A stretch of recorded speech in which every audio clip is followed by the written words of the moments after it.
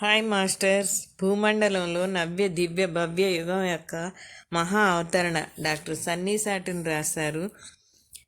IndiGo crystal పిల్లలు.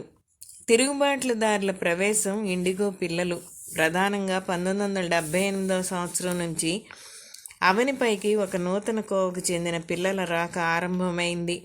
అయితే తమ 60వ పడిలో ఉన్న ఇండిగోలకు అయిన కొంతమంది పెద్దలు సైతం ఉన్నారు. వీరిని ఇండిగో అని పిలుస్తారు ఎందుకంటే దివ్యదృష్టి సంపన్నులకు వీరి ఆరా నీలిరంగులో కనిపిస్తుంది. మనకు అవసరమైన తిరుగుబాటుదారులు ఈ పిల్లలే.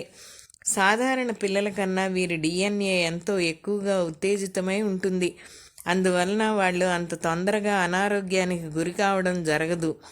వాళ్ళు వ్యాధి నిరోధకతను కలిగి ఉంటారు, కానీ వాళ్ళ శరీరాలు ఔషధాలకు ఎంతో నకారాత్మక విధానంలో ప్రతిస్పందిస్తాయి. కేవలం సాంప్రదాయకమైనది అనే కారణం వలన దేనినైనా అంగీకరించడానికి వాళ్ళు నిరాకరిస్తారు. కేవలం అధికారం ఉన్న ఒక వ్యక్తి, ఉదాహరణకు తల్లి లేదా తండ్రి, ఉపాధ్యాయుడు, మతాచార్యుడు, వైద్యుడు మొదలైన వాళ్ళు చెప్పినందువలన దేనినైనా నమ్మాలి అంటే వాళ్ళు నిరాకరిస్తారు. వాళ్ళు దేనినైనా అంగీకరించాలి అంటే ముందుగా వాళ్ళకు ప్రతి ఒక్కటి చక్కని హేతువుతో అర్థవంతంగా అనిపించాలి. ఇండిగోలకు ఉండే ప్రధాన లక్షణాలు.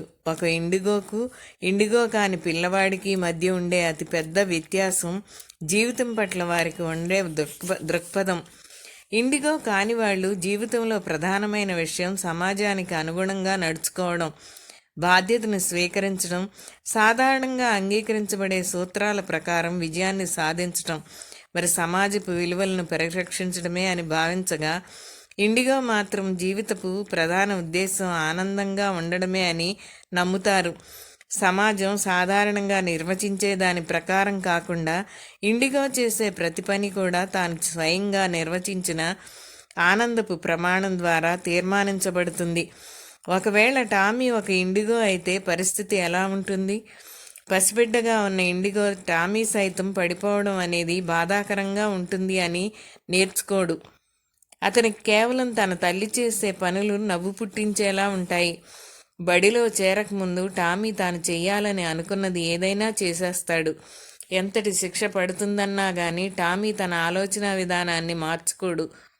కేవలం అర్థవంతమైన బహుమతి మాత్రమే అతను నూతన ప్రవర్తనను అవలంబించేలా చేయగలదు. బడిలో ఆ అంశాలు పాఠ్య ప్రణాళికలో తప్పనిసరి భాగంగా ఎందుకు ఉండాలో అతనికి వివరిస్తే గనక బహుశా టామీ అంకగణితం మరి చరిత్ర లాంటి అనాసక్తికరమైన అంశాలను చదవచ్చు. కానీ ఒకవేళ అతనికి ఆ వివరణ అర్థవంతమైనదిగా అనిపించకపోతే కనుక బడిలో అతను చదువులో ఎంత వెనకబడిపోయినా కూడా పట్టించుకోడు. అతను ఎంత తెలివైనవాడో అతనికి తెలుసు. మంచి ర్యాంకులను తెచ్చుకోవడం, నిరూపించుకోవడం ద్వారా ఇతరుల దగ్గర తన తెలివితేటలు నిరూపించుకోవాల్సిన అవసరం అతనికి ఉండదు. అతను ఏదో విధంగా నాట్య తరగతులకు ఎలాగైనా హాజరయ్యే మార్గాలను కనుక్కుంటాడు. నాట్యాన్ని కూడా అభ్యసించడానికి అతన్ని అనుమతిస్తే తప్ప ఇండిగో టామీ అసలు విశ్వవిద్యాలయంలో చేరడానికే నిరాకరిస్తాడు. అతని తండ్రి విశ్వవిద్యాలయంలో చేరాలని అతన్ని బలవంతం చేస్తే కనుక అతను విశ్వవిద్యాలయంలో చేరవచ్చు, కానీ తాను చదవాలని అనుకున్న వాటిని మాత్రమే అతను చదువుతాడు. విశ్వవిద్యాలయంలో కొన్నేళ్లు చదివిన తర్వాత నాట్యకళా సంస్థ నిర్వాహకుడితో ఇండిగో టామీ ఒక ఒప్పందం చేసుకుంటాడు. ఒక నర్తకుడిగా సంస్థలో పాలు పంచుకోవడానికి అనుమతించినందుకు బదులుగా అతను నాట్యకళా సంస్థలో అన్ని రకాల పనులను చేస్తాడు. ఆ నాట్యకళా సంస్థ ప్రదర్శనలు ఇవ్వడానికి పర్యటనకు వెళ్ళినప్పుడు టామీ విశ్వవిద్యాలయ విద్యను మధ్యలోనే వదిలేసి వెళ్ళిపోతాడు. కానీ టామీ ఆనందంగా ఉన్నాడు.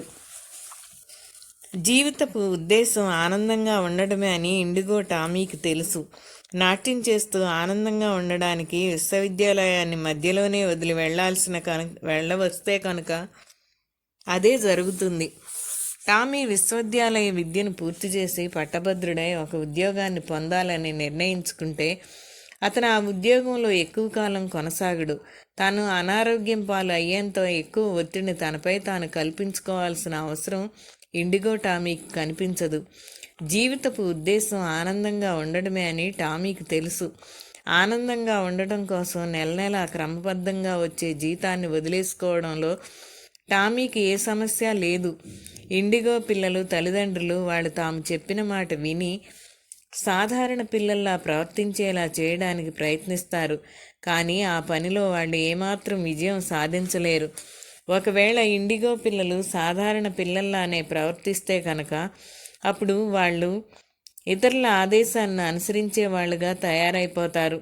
మరి ఈ సంకట సమయంలో మానవాళికి సహాయం చేయడానికి వచ్చిన వాళ్ళ జన్మ లక్ష్యమంతా వ్యర్థమైపోతుంది. ఇండిగోలు బహుశా తలాలతో అనుసంధానం ఉన్న మానవులు, మల్టీ డైమెన్షనల్ హ్యూమన్స్. పూర్తిగా మూడవ తలంలోనే ఉనికిని కలిగి ఉండే సామాన్య మానవులతో వ్యవహరించడం వాళ్లకు కొన్నిసార్లు కష్టమైపోతుంది. ఆ విషయం పట్ల వాళ్లకు సచేతనమైన ఎరుక లేనప్పటికీ తరచుగా ఇండిగోలు ఇతర తలాల నుంచి సమాచారాన్ని పొందుతూ ఉంటారు. నిజానికి వాళ్ళని ఎంతో తెలివైన వారుగా భావించటం జరుగుతుంది. వాళ్ళు ఎంతో తెలివైన వారు కావడంతో వాళ్ళ మనసును నిమగ్నం చేసి ఉంచడానికి ఎన్నో కార్యకలాపాలు అవసరం అవుతాయి. తగినన్ని కార్యకలాపాలు లేకపోతే కనుక వాళ్ళు తేలికగా విసుగు చెందుతారు. వాళ్ళు విసుగు చెంది ఉన్నప్పుడు తమ మనస్సును ఆక్రమించుకోవడానికి వివిధ విషయాలు లేదా కార్యకలాపాల వైపు దృష్టి సారిస్తారు. అందువలన వాళ్ళ మనసు ఒకచోటు నుంచి మరో చోటుకు తిరుగాడుతూనే ఉంటుంది. ఇది తరచుగా ఏకాగ్రత లోపించే వ్యాధి, లేదా అతి చురుకుగా ఉండి ఒకే విషయంపై ఏకాగ్రత చూపలేని వ్యాధి నిర్ధారణకు దారితీస్తుంది. దురదృష్టవశాత్తు వాళ్లకు తరచుగా ఔషధాలు ఇవ్వడం జరుగుతూ ఉంటుంది. మరి ఉత్తేజితమైన వాళ్ళ డిఎన్ఏ కారణంగా వాళ్ళ భౌతిక శరీరాలు ఆ మందులను సరిగ్గా తట్టుకోలేవు. ఇండిగోలు వచ్చేశారు. మొదట వచ్చిన ఇండిగోలు ఇప్పుడు ఎదిగి ఉద్యోగ బృందంలోకి రావడం మొదలు పెడుతున్నారు. కాబట్టి వాళ్ళు సమాజంపై ప్రభావం చూపుతున్నారు. అంతకుముందు తమ తల్లిదండ్రులను, ఉపాధ్యాయులను ప్రశ్నించినట్లుగానే వాళ్ళు ఇప్పుడు తమ పై అధికారులను ప్రశ్నిస్తూ ప్రస్తుతం పాతపడిపోయిన మన వ్యవస్థలను కూలద్రోయడం ప్రారంభిస్తున్నారు. పురాతన వ్యవస్థలను పడగొట్టే పని ఇప్పటికే మొదలైపోయింది. మరి ఆ వేగం పెరిగిపోతూనే ఉంటుంది. తదుపరి 2 దశాబ్దాలలోపే మన పాతపడిపోయిన వ్యవస్థలన్నీ నాశనం చేయబడతాయి. ఆ తర్వాత మనం ఏం చేస్తాం?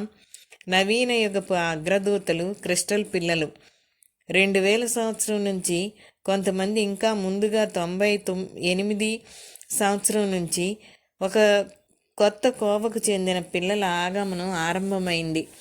వాళ్లను క్రిస్టల్ పిల్లలు అని పిలుస్తారు. ఎందుకంటే వాళ్లకు క్రిస్టల్స్తో, స్ఫటికాలతో ఒక ప్రత్యేకమైన అనుసంధానం ఉంటుంది. వాళ్ళ ఆరా అనేక రంగులను ప్రదర్శిస్తుంది. క్రిస్టల్ పిల్లలు స్వచ్ఛమైన ప్రేమమూర్తులు.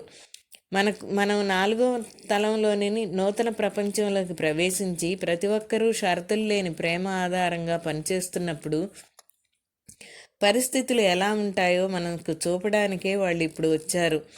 ఈ పిల్లలు ఎంత నిర్మలంగా ఉంటారు అంటే వాళ్ళు ఎలాంటి హింసనైనా ఏమాత్రం సహించలేరు.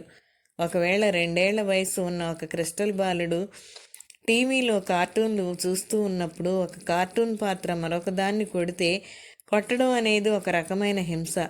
క్రిస్టల్ పిల్లవాడు దాన్ని భరించలేక చెడ్డ టీవీ అని ఆరోపిస్తూ తనంతట తానే ఆ గదిలో నుంచి వెళ్ళిపోతాడు. లేదా 5 ఏళ్ల వయసు ఉన్న ఒక బాలుడు తరగతిలో ఉన్నాడు. తరగతిలోని మరొక విద్యార్థిపై ఉపాధ్యాయుడు గట్టిగా అరిచి కేకలు వేస్తాడు. ఇది మాట ద్వారా చేసే ఒక రకమైన హింసే. క్రిస్టల్ పిల్లవాడు దాన్ని ఏమాత్రం సహించలేడు. అతను తరగతిలో నుంచి బయటకు వెళ్ళిపోయి బయట ఎక్కడైనా దాక్కుంటాడు. ఈ స్థాయిలో ఉండే అహింస మరి ప్రేమలతో కూడిన ఈ క్రిస్టల్ పిల్లలు పెరిగి పెద్దయిన తర్వాత ఉద్యోగ బృందంలో ప్రవేశించినప్పుడు ఇండిగో పిల్లల ద్వారా అప్పటికే ధ్వంసం చేయబడిన నిరుపయోగమైన పాత వ్యవస్థల స్థానంలో నూతన వ్యవస్థలను నిర్మించడానికి సహాయపడతారు. ఈ పిల్లలు యుద్ధాలను ఎలా సృష్టించగలరు? ఈ పిల్లలు ఎవరినైనా బాధ పెట్టడం గురించి అసలు ఎలా ఆలోచించగలరు? ఈ పిల్లలు షరతులు లేని ప్రేమతో జన్మించారు. ఈ పిల్లలు క్రిస్టల్స్ పట్ల విపరీతమైన ఆకర్షణను కూడా కలిగి ఉంటారు. ఒకసారి మీరు క్రిస్టల్స్ గురించి, మరి ఆ క్రిస్టల్స్ పేర్ల గురించి వాళ్ళకు చెప్పిన తర్వాత క్రిస్టల్ పిల్లలు వాటిని ఎప్పటికీ జ్ఞాపకం ఉంచుకుంటారు. ఈ పిల్లలు నూతన వ్యవస్థల నిర్మాణంలో మనకు సహాయపడినప్పుడు వ్యవస్థలన్నీ షరతులు లేని ప్రేమ అనే సూత్రం ఆధారంగానే పనిచేసి తీరాలి.